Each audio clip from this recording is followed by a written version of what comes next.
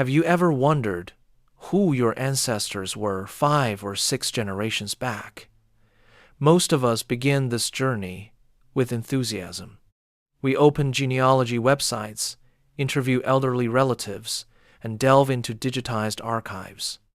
At first, everything goes smoothly. Here's your grandfather. Here's your great-grandfather who lived in the early 20th century. But as soon as you try to go deeper to the mid-19th century, you inevitably hit a wall. This wall isn't just a lack of data. It's a strange, almost frightening silence. Researchers all over the world, from Russia to the United States, are confronted with the same phenomenon. Around 1,850, your family history turns into white noise. Your ancestors, who were previously living people with names and professions, suddenly disappear into the mist. Or, even stranger, their data becomes suspiciously uniform, as if written by the same hand. Official history gives us convenient answers. We're told about archive fires, the consequences of wars, and poor peasant accounting. But if you look more closely, you'll notice a frightening pattern.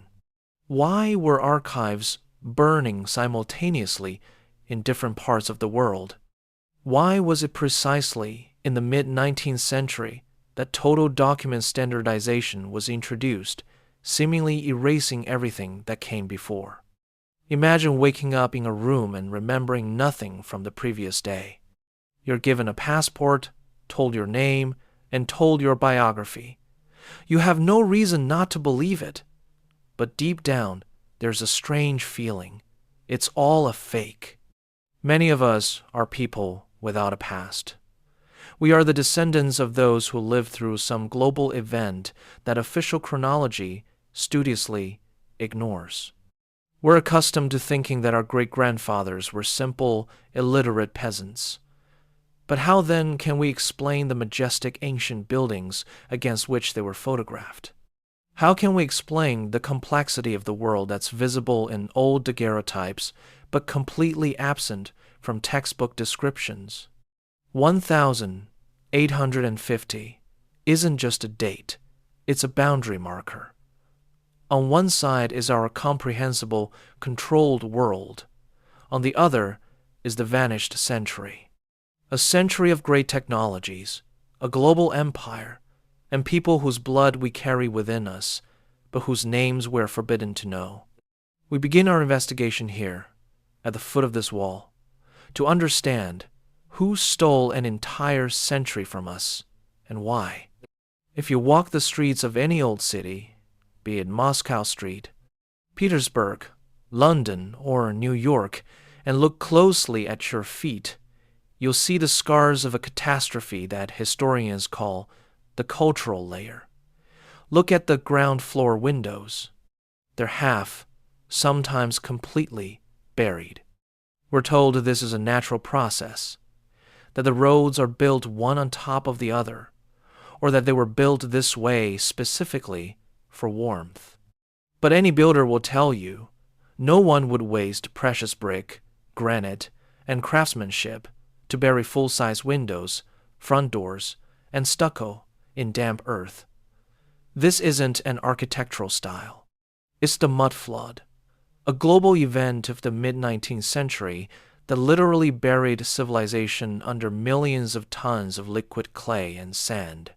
However, the worst happened not underground, but in offices. While the cities were being cleared of sediment, the new masters of the world were carrying out intellectual disinfection. To conceal the scale of the catastrophe and the existence of a single global empire of Tartaria, one thing had to be done: destroy paper memory. Note the strange series of great fires that swept the planet during this period. 1,837, fire in the Winter Palace in St. Petersburg, thousands of volumes of documents destroyed. 1,842, Great Fire in Hamburg, 1848. Fire in Albany, where the U.S. colonial archives were kept, 1851. A series of fires in San Francisco, 1871. The Great Chicago Fire, which wiped out not only the city, but also all land and family records. These were not accidents, they were purges. Fire is the perfect tool for those who want to rewrite the past. When town halls, churches, and state archives burn, your real family names, your ancestors' titles, and maps that show to the world as completely different are reduced to ashes along with them. After the smoke cleared, the survivors were given new documents. These were sterile archives. It was then that the official history we learn today emerged. In this new version, your ancestors suddenly became illiterate bast shoe wearers, and the majestic stone buildings jutting out of the mud were declared new construction, erected with a chisel and hammer in a couple of years. Why does your family tree end in the 1850s? Because that's when the chain was broken intentionally. Those who seized power after the catastrophe understood, a people who don't remember their greatness can easily be turned into a resource. The mudflow hid technologies in cities, and the burning archives concealed the truth about whose land this was. We're used to trusting paper, but paper is the most fragile thing in the world.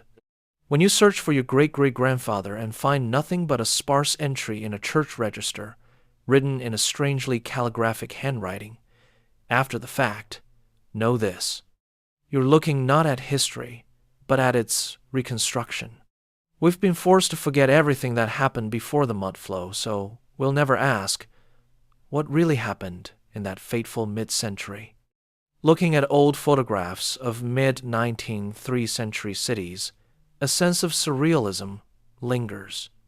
The pictures depict majestic metropolises with wide avenues, granite embankments, and architecture worthy of the gods. Yet, the streets are almost empty of people, and those who are there look strange. Either a few solitary passers-by in outlandish clothing that doesn't match the scale of the buildings, or most frightening of all, huge crowds of children. Where did such an incredible number of orphans come from in the mid and late 1800s? Official history attributes it to cholera epidemics and high mortality rates. But the numbers speak of something far more widespread. This wasn't just a crisis, it was the controlled repopulation of a devastated planet with a new humanity, whose memories had been deliberately erased. The most striking and well-documented example of this phenomenon is the Orphan Trains in the United States. Between 1854 and 1929, more than 250,000 children were loaded onto train cars and shipped from major East Coast cities inland. They were distributed among farms, given to new parents, and often had their names and surnames changed. But few ask, where did these hundreds of thousands of children come from in New York or Boston in such large numbers at once? And why did similar processes occur in Europe and the Russian Empire? In Russia, these were called foundling homes. Thousands of infants and children of unknown origin filled enormous stone buildings that looked more like human processing plants than orphanages. These children were the perfect clay for those rewriting history. They had no grandparents who could tell them about the old world, about Tartaria, or what the heavens looked like before the catastrophe. They were given new surnames, often based on the name of a locality, the name of an overseer, or simply from a list. Imagine the scale of the tragedy. An entire generation torn from its roots. If your genealogical search ends with a great-great-grandfather who came from nowhere or was raised in an orphanage, You may be a descendant of that same reset generation. These children were reset in cities they didn't build. They walked streets strewn with the rubble of a bygone civilization and were told, "Your ancestors built this with primitive tools," and they believed it because there was no one else to believe. This was the essence of the Great Reset. The old population, who remembered the truth, was physically eliminated or perished during the mud flow, and the new population was nurtured in the system's incubators.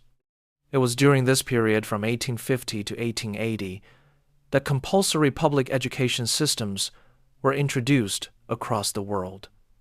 Why? To standardize lies.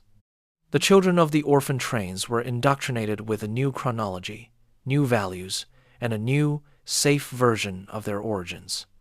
When you search for your last name in the archives and see that it suddenly appeared in the mid-19th century, know this: it most likely isn't your family name. It's a license plate issued by the administration of the New World. We are a civilization with amnesia, and this amnesia was instilled in us in those very cold carriages of the orphan trains that carried children into the unknown, leaving great Tartary in the ruins of the past. Have you ever wondered why, in the mid-19th century, a strict, centralized population registration system was suddenly introduced across the world from the Russian Empire to Great Britain and the United States? In Russia, these were the revision tails and church registers. In Europe, civil registries. Officially, we are told that this was necessary for taxes and military conscription, but the true purpose was different: to inventory the survivors and assign them new identities. It was during this period that millions of people received surnames for the first time. Before this, historians would have us believe peasants made do with only first names and nicknames. But is this really true? In the Tartar world, a surname was a family name, conveying information about status, territory, and the antiquity of one's bloodline. In the modern world, a surname became an inventory number. Look at the lists of surnames from that time. A huge number of people received them based on their professions: Kuznetsovs, Millers, Smiths, or their fathers' names: Ivanovs, Johnsons. This is the easiest way to depersonalize a family line. When thousands of different families in a single region suddenly become Ivanovs, tracing their true origins 2 or 3 generations later becomes mathematically impossible. A family with a 1,000-year history collapses into a single mass of common folk. But an even more terrifying discovery awaits those who work with archival original parish registers. Alternative history researchers often notice a strange detail. Registers spanning decades, and sometimes even half a century, are written in the same handwriting and with the same ink. It's as if a single clerk locked himself in his office and, in a month, reconstructed the history of an entire parish spanning 50 years. This was the sterilization of the past. Actual birth and death records, which might have mentioned Tartary titles or now prescribed classes, were replaced with safe versions. At the same time, a colossal effort was undertaken to change toponymy. Cities, rivers, and entire regions were renamed to erase the memory of the old geography. If you can't find your hometown on an 18th century map, that doesn't mean it didn't exist. It means it was rechristened, so you'll never associate it with the history of the great empire. Who were these architects of lies? They were a new elite who rose to power on the ruins of the old world. While ordinary people lost their roots in fires and orphanages, these new nobles carefully constructed their genealogies, writing themselves into history as the legitimate heirs. They created scientific institutes and historical societies whose sole purpose was to ensure that no truth would slip through the sieve of official chronology. Our family trees ended in the 1850s not because of ancestors' forgetfulness. They were pruned by the professional surgical scalpel of bureaucracy. We look into archives and see orderly rows of letters, unaware that beneath this fresh ink lie the buried names of great warriors, scientists, and free citizens of a world that ceased to exist just a century and a half ago. We are the children of a great substitution, and our task today is to learn to read between the lines that were written to blind us. We've reached the most important question of our investigation. If the Great Wall of 1,850 is real, if our documents are forgeries, and our cities are trophies, then who are we really? And where can we look for the truth if the archives have turned to ashes? The answer may be closer than you think. It's not in the dusty files of government repositories, but in your own homes. Start your research not with genealogy websites, but in attics and old chests. Take a closer look at family heirlooms that don't fit the legend. Strange things. Where did the illiterate great-grandfather get complex mechanical watches, antique tools with strange engravings, or silverware with symbols that historians call mere decoration? Contradictory photographs. Look at the oldest photos of your ancestors. Why do people describe to us as peasants exhausted by hard labor sit in chairs with the dignity of kings, dressed in intricately tailored suits against a backdrop of buildings we cannot replicate today? Family legends. Remember the fairy tales and strange stories your grandmothers told. Often, hidden behind a veil of fiction, are fragments of memories of a world where the sky was different and technology operated on different principles. The Great Reset system was powerful, but it was not perfect. It could rewrite paper, but it could not rewrite the memory of blood. Your DNA is not just a set of biological codes. It is an indestructible archive. Have you ever felt a strange sense of nostalgia at the sight of ruined ancient columns? Have you ever felt like you understood the workings of an ancient mechanism you were seeing for the first time? This is the awakening of Tartaria's genetic memory. The architects of lies wanted to turn us into functional people, rootless consumers who could be easily manipulated. A person unaware that their ancestors manipulated etheric energy and built star cities will obediently pay for electricity and gas. A person who has forgotten their kinship with giants will feel small and insignificant. What can you do right now? Become an explorer of your city. Look for those buried floors and compare the architecture with the official construction date. Explore family names more broadly. Don't just look for Ivanov. Look for similar-sounding noble or foreign families that may have been renamed during the reset. Share information. The system's worst nightmare is when inventory units begin to exchange truth. The story of the vanished century is not just a conspiracy theory. It is a wake-up call. We stand at the edge of an abyss, beyond which lie humanity's greatest mysteries. And even if official history tells us that there is nothing beyond 1,850, we know, there, in the mists of the past, stand our true ancestors, waiting for their descendants to finally remember their names. The wall of 1,850 seems unshakable only as long as we are afraid to peer beyond it. But as soon as the first of us takes a step into the unknown, the illusion begins to crumble. We are not the children of the mudflow. We are the heirs of Great Tartary, and our time to reclaim our rights to history has come.